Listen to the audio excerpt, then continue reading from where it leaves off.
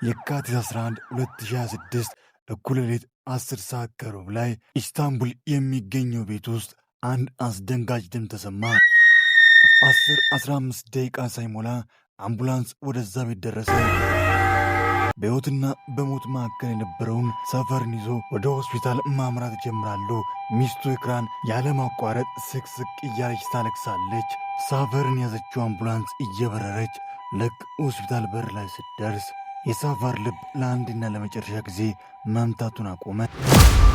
በፊልም ኢንዱስትሪ ከፍታ አካል ሳናየው ሳንጠግበው በአጭሩ ተቋጨ። የሞቱ ጉዳይ እንኳን ለቤተሰቦቹ ለዶክተሮችም እንቆቅልሽ ሆነ። ስለ ጎበዝ ተዋናይነቱ ጥያቄ ማይነሳበት በምድር ላይ ሁሉም ሰው ከሚወዳቸው ጥቂት ሰዎች መካከል አንዱ የተባለው ከትወናው ባሻገር በሙዚቃው ኢንዱስትሪ ከነገሱ ጥቂት የቱርክ ዘፋኞች መካከል አንዱ የነበረ ተወዳጁ የልጄ ድራማ ሲነሳ አብሮ ተያይዞ የሚነሳውን የድራማውን ማጀቢያ ሙዚቃ በሚገርም ሁኔታ ያቀነቀነ ምርጡን ስራ የሰራ የሞቱ ዜና ከተሰማበት ጊዜ ጀምሮ ስለ አሟሟቱ አስገራሚና አስደንጋጭ ማስረጃዎች እየወጡ ይገኛሉ። በስራው፣ በጨዋታው፣ በቁም ነገሩ ሁሉም የሚያከብረው የሚወደው ለልጄ ድራማ ድምቀት የሆነው ሳፋር ወይም ካምባላን ጎርኩም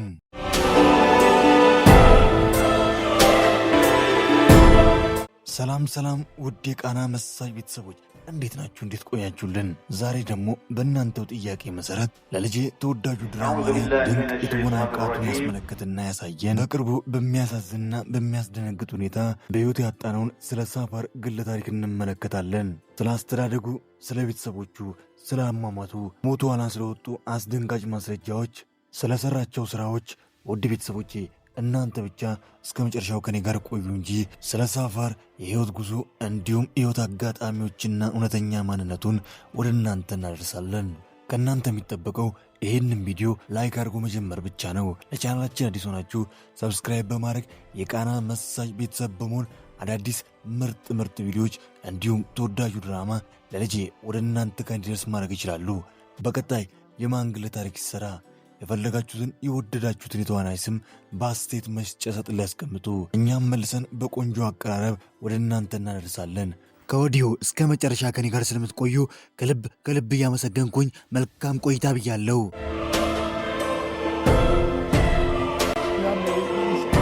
1980 ቱርኳ ቅንጡ በተባለችው ኢስታንቡል ከተማ በህዳር ወር በቀን 4 ተወለደ። መታወቂያ ስሙም ካምባላት ጎርኩም ተብሎ ተሰየመለት። አባቱ አይሳን ጉማን የመንግሥት ሠራተኛ ሲሆን እናቱ ዋጂ ደግሞ የቤት እመቤት ነበረች። ሳፈር ለእናትና ለአባቱ ብቸኛ ልጅ ሲሆን ቤተሰቡ መካከለኛ የኑሮ ደረጃ ላይ የሚገኝ ቤተሰብ ነበረ።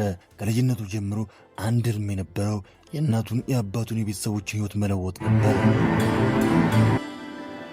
ለዚህም ደግሞ ከልጅነቱ ጀምሮ ስራ ወዳድ ሆኖ ትምህርቱን በአግባቡ እየተማረ የቤተሰቦችን ሕይወት ለመለወጥ ጠዋት ማታ እያለመ በልጅ ዕድሜው የተለያዩ ስራዎችን እየሰራ ሳያውቀው ሳይገነዘበው በትወና በፊልም ፍቅር ይነደፋል። ገና በልጅነቱ ወደ ልቡ የገባው የትወና የፊልም ፍቅር የመጀመሪያና ሁለተኛ ትምህርቱ እንዳገባደደ ወደ አንካራ ከተማ በማምራት ቴፌስፒ ኮሌጅ ትምህርቱን መማር ጀመረ። ትምህርቱን ሲያጠናቅቅ ጎበዝ የማዕረግ ተማሪ ሆኖ ተሸልሞ ትምህርቱን አገባደደ። ምንም እንኳን እሱ ለትወና ልዩ ፍቅር አለኝ ብልም ነገር ግን የእሱ ችሎታና መክሊት በትወና ብቻ የተገደበ አልነበረም።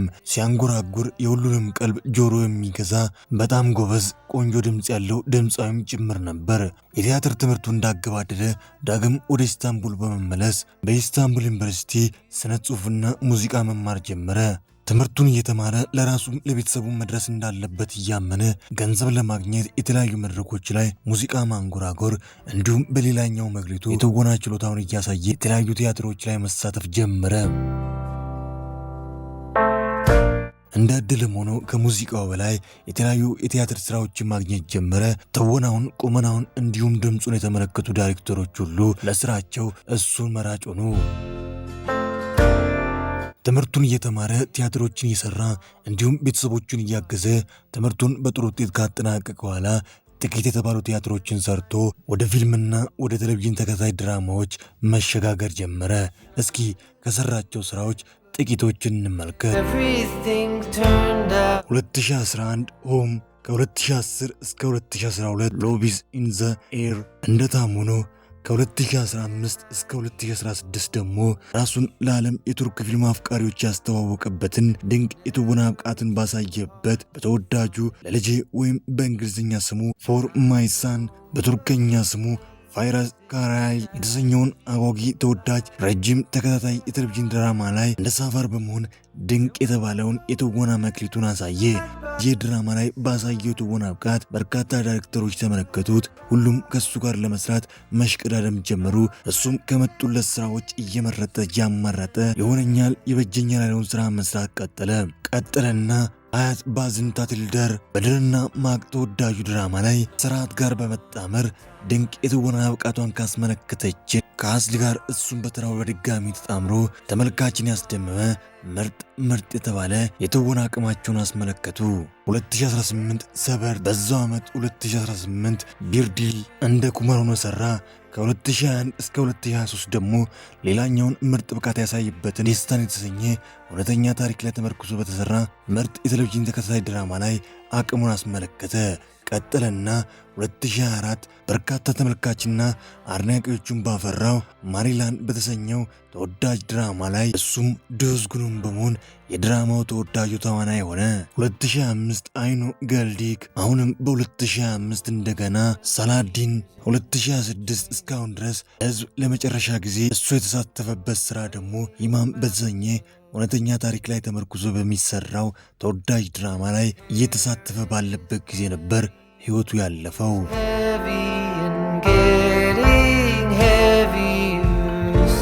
በትዳር ህይወቱም በጣም ደስተኛና የተረጋጋ ቤተሰብ ነበረው።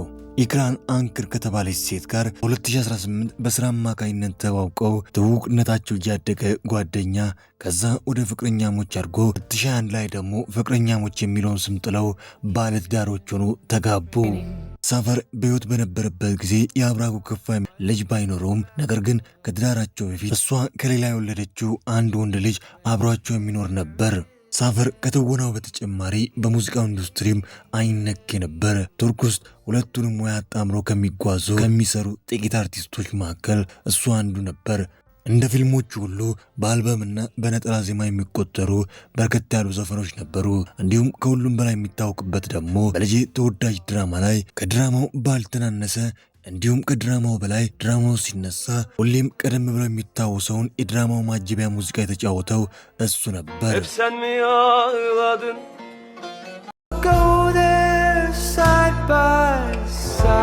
እኩለ ሌሊት 10 ሰዓት ከሩብ ግንቦት ወር 2026 ለቱርክ የሲኒማ አፍቃሪዎች ከባድ ሐዘንን የፈጠረ የጥቁር ቀን ነበር። በዛሽ ቀን ሳፋር ለአዲስ ሥራ ተፈልጎ እኩለ ሌሊት 9 ሰዓት ላይ ከመኝታው ተነስቶ ወደ ቀረጻ ለመሄድ እየተዘገጃጀ ቆይቶ ልክ እግሩ ከቤት ሊወጣ ስል ድንገት ልቡን አመም ያደርገዋል። ሳፈር ህመሙን ቀለል አድርጎ ከቤት ለመውጣት መታገል ይጀምራል። በዚህ መሃል ግን ጭራሽ እየባሰበት ይመጣል። ሳፈር መንቀሳቀስ ያቅተዋል፣ ጉልበት ያጥረዋል።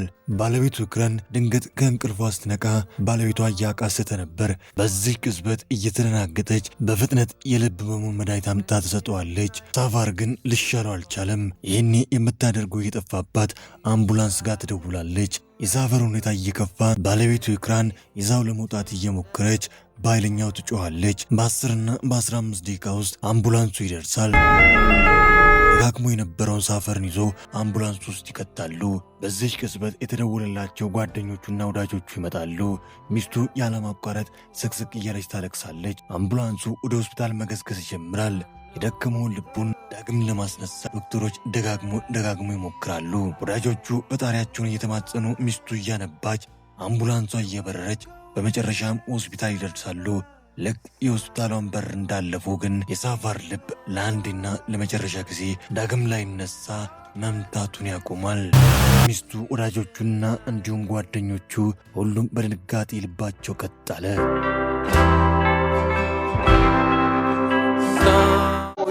አምስት 10 ደቂቃዎች ሳይሞሉ የመሞቱ ዜና ኢስታንቡል፣ አንካራ፣ ቱርክን በጠቅላላ አዳረሰ።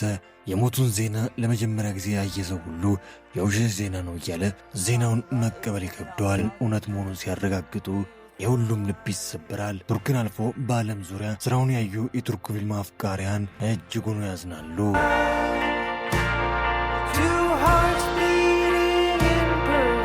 የካቲት 12 ኢስታንቡል ውስጥ በሚገኘው ቤዚንቺል መስጊድ ወዳጆቹ፣ ጓደኞቹ፣ የሥራ ባልደረቦቹ በተገኙበት የቀብር ሥነ ሥርዓቱ ተደረገ። ለእናትና ለአባት የልጅን ሞት ከመስማት በላይ ምን አስከፊ ነገር አለ? እናትና አባት ዕድሜያቸው ገብቶ ለልጃቸው ዕድሜ እንዲሰስ ሲጸልዩ፣ ልጃቸው ግን እነሱንም ቀድሞ ሕይወቱ አለፈ። በቀብር ሥነ ሥርዓቱ ላይ በእንባ እየተራጨ ከሕፃን እስከ አዋቂው በተለያዩ ሙያ ዘርፍ የሚገኙ አንቱታን ያተረፉ ሰዎች፣ የቅርብ ጓደኞች፣ ቤተሰቦቹ፣ ለልጄ ድራማ ላይ ተጣምሮት የሠሩ ጓደኞቹ፣ ሁሉም ልባቸው ተሰብሮ ክፉኛ አዝኖ ነበር የታዩት። ነገር ግን የቀብር ሥነ ሥርዓቱ ከተፈጸመ በኋላ በየሚዲያዎች የተለያዩ ማስረጃዎች መውጣት ጀመሩ። ከሁሉም በላይ ደግሞ የከፋውና ጉዳዩ እንዲቀር ያደረገው ሆን ብሎ ታቅዶበት የተፈጸመ ግድያ ነው የሚለው ነበር። ለዛም ደግሞ ሚስቱ ነበር ተጠያቂ የሆነችው። የተለያዩ ሚዲያዎች ማስረጃ አለን እያሉ ሚስቱን ተጠያቂ ያደረጉ። እንደ እውነታው ከሆነ ከዓመታት በኋላ የመጣበት የልብ ህመም ነበር። ነገር ግን ከሞቱ ከቀናት በፊት ደህና ነበር። ድንገት ግን በዛች ቀን ያ የልብ ህመሙ ተነስቶ ሕይወቱ አለፈች። ሚዲያዎችም እችን ይዞ ነበር። ለቀናት ደህና ነበር ሚስቱን ተጠያቂ ለማድረግ የሞከሩት። ነገር ግን የልብ ህመም ጸባዩ እንዲያ ነበርና ባልታሰበና ባልተጠበቀ ሰዓት የልብ ህመሙ ተነስቶ እንዳይመለስ እስከ ወዳኛው ወሰደው። ዶክተሮቹም ምንም እንኳን አሟሟቱ ቢያስደነግጣቸውም ምንም አይነት ታቅዶ የተደረገ ግድያ እንዳልሆነ አረጋገጡ። እኛም ውድ ቤተሰቦቻችን ለቤተሰቦቹ ለወዳጆቹ መጽናናትን እየተመኘን ነፍሱ በሰላም ትረፍ እንላለን። ውድ የቃና መሳጅ ቤተሰቦች የሳፋርን ግለ ታሪክ እንዴት አገኛችሁ? እስኪ በስራው በትወናው የምታደንቁት ላይክ እያደረጋችሁ ፍቅራችሁን ግለጹ። በቀጣይ የማን ግለ ታሪክ ትሰራ የወደዳችሁትን የመረጣችሁትን የተዋናይ ስም በአስተያየት መስጫ ውስጥ ላይ ያስቀምጡ። እኛም መልሰን ባሪፍ አቀራረብ ወደ እናንተ እናደርሳለን። ቻናላችን አዲስ ሆናችሁ ሰብስክራይብ በማድረግ የቃና መሳጅ ቤተሰብ በመሆን አዳዲስ ምርጥ ቪዲዮችና ወዳጁ ለልጄ ድራማ ወደ እናንተ እንዲደርስ ማድረግ ይችላሉ። ላይክ ማድረግ ደግሞ በፍጹም እንዳይዘነጋ። ላይክ ባረጋችሁ ቁጥር የምንለቃቸው ቪዲዮች በጠቅላላ ቀደም ብለው ወደ እናንተ ጋር ይደርሳሉ።